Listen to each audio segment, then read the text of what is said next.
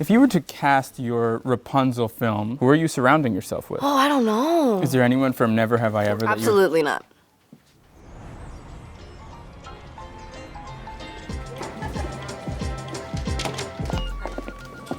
Maitreyi, nice to meet you. Thank you so much for coming in. Thank you. Thank you. Please make yourself at home. This is your office for the day. This is my office. This is the best we could do. Before we dive in, can you please confirm your name, where you're from, and what you're here for? My name is Maitreyi Ramakrishnan. I am from Mississauga, Ontario, Canada, and I'm here to get a job. You have a very impressive resume in just a couple of years with Turning Red, My Little Pony, and what you've called your first job, Never Have I Ever. But I want to know you. Name 4 TV shows that you never get tired of rewatching. The Office. BoJack Horseman, because I'm depressed. Okay, The Office. BoJack Horseman. I'm gonna kick it to an anime or in High School Host Club. That's from my childhood, and I love it. And another show, Money Heist.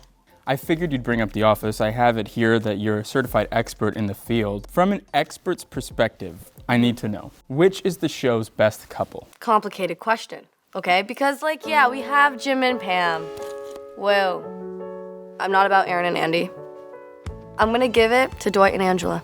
They're, the best. When he's, yelling, I love you, will you marry me? That's wholesome. I'm a Michael and Holly guy myself, but I won't hold it against you. No, I like Michael and Holly. I wish they had more time. I want Michael and Holly. I want someone who'll do, the weird things with me. They're the least toxic, but we didn't get a lot of, screen time with them.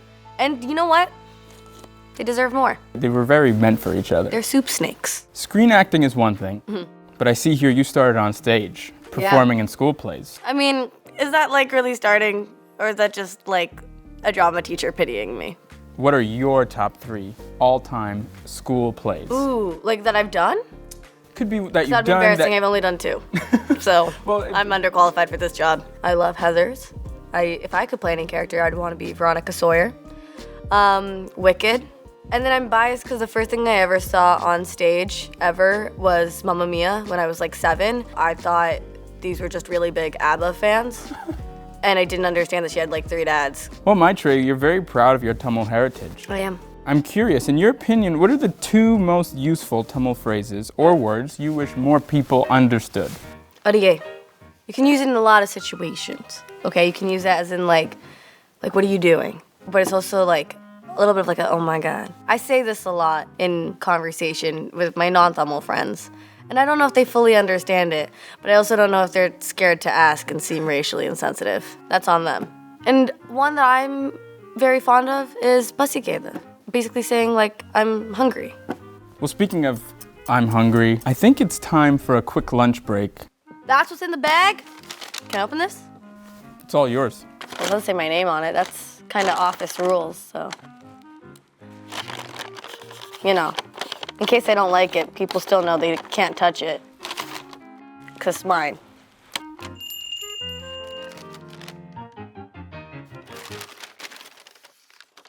I love Pocky! I'm gonna give you one too. I've never tried a Pocky stick. Really? Never. Here, take one. This is a perfect sample.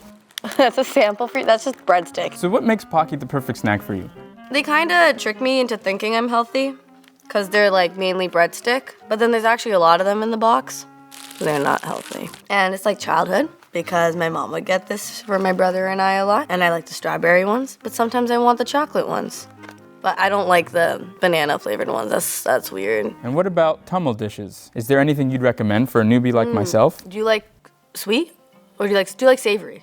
I like savory. I could do some spicy You like sometimes. spicy? Yeah. Okay, good mutton curries or barapu, which is a lentil curry. I don't like fish curry, so I'm not gonna recommend you any fish curries. I feel very well equipped. Why don't we clear the desk of the snacks and dive a bit past the resume? Your first job out of high school set a pretty big standard. Never Have I Ever is a smash hit. You've spoken initially about wanting to be an animator. Yes. And your dream job of playing a live-action Rapunzel. Yes. So my question for you is, if you were to cast your Rapunzel film, starring yourself of course, who are you casting? Whoa. First of all, I feel like half of these questions are like, so you did this, you did this. Now I have to ask you, what is the circumference of the sun? Who else would I cast? Oh, I don't know. Because you need a Flynn. You need someone who like doesn't know how handsome they are. You know, overconfidence, but that's like making up for, you know, a lot of insecurities. You might even want to change up the storyline a little bit, make Mother Gothel not so bad of a person. Why did I think we need to cast someone for the horse? Is there anyone from Never Have I Ever that you would port over? Absolutely not. Stay in your lane. Is there a place for your aunt, Mindy? She could play my mom. Oh my God, no, she's gonna get mad at me for saying that. No, her actual kids are much younger than me. No way. You know what? Jaren and Darren, they could be like one of the guys in the bar dancing around about their dreams. I could see them doing that. Yeah, neither of them are my Flynn though. Absolutely not. Moving on, you were named Time Magazine's Breakout Actor in 2021. I can relate as the current 3-time Employee of the Month. But with such a bright future ahead, who are 2 people that you look towards as your career advances? Probably my aunt. Ever since I was a child, every family party, she's just always just the coolest. So my aunt, first and foremost, you know. I'd love to have a career like hers. I got to absorb her work ethic, and as an impressionable, like 17-year-old, I got to have that be my foundation, you know, working really hard. But I also got to see how much harder and faster, smarter and quicker women of color have to run. She does that at every single family party. It's crazy. She's always up against my uncles. I love people like Sandra Bullock, for example. She's so funny. Melissa McCarthy. I love Melissa McCarthy's comedy. I like a lot of women in comedy. I realize comedy is a powerful tool, and I'm sometimes funny. Absolutely. Well, unfortunately, we're reaching the end of our time. So I wanted to take this time to ask something to get really beneath the surface. Okay. In addition to your rapid career advancements, you've been very passionate in your advocacy for various social justice causes. In what ways do you believe storytelling can help drive positive change and inspire empathy? TV and film is just one way of showing people what's going on in the world, but it's a powerful tool if you do it right. We get to see the world in all these stories that are supposed to seemingly represent the real world. If we don't see ourselves, whether it's not seeing yourself represented by, you know, your ethnicity, your culture, or your sexual orientation or anything, if you don't see that, then you finally see, you know, everyone else but yourself, and then you just think you don't really belong, and that kind of sucks. Being able to bring to life a household of 4 generations of Tamil women to screen is honestly kind of the dream for me of like representation, because that was like my upbringing. I got to live with, you know, my mom, but also my grandma and my great-grandma for a good bit of my life, all under the same roof. And you also can just bring laughter to the world. There's nothing wrong with just bringing something that's funny, right? Because we need more of it. The world can sometimes be a miserable place, right? In terms of caring about things, I mean, I like to care about things because I am a human and we're all gonna die in the end. So, I mean, I might as well give a little bit of a shit. It's a great answer. We're all gonna die in the end. I tell myself that. We are all going to die. So we might as well do something. Yay. Well, I think it's fair to say never have I ever been so impressed.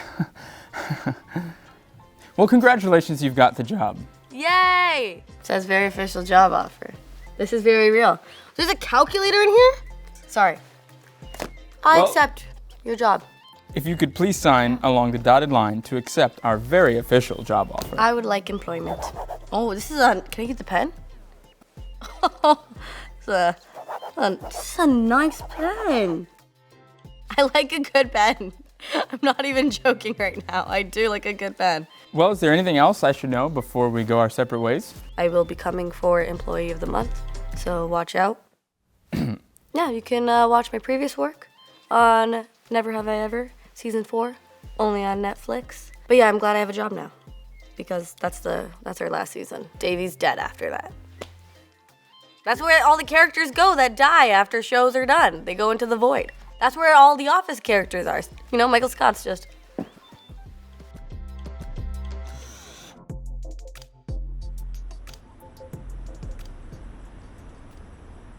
How do you make a paper airplane? Give me my assistant. Darren Barnett. I need paper airplane assistants. I like to employ my friends. You know, show's ending, so we all need jobs. I signed up for a CEO position, right? Now, the CEO of UNILAD.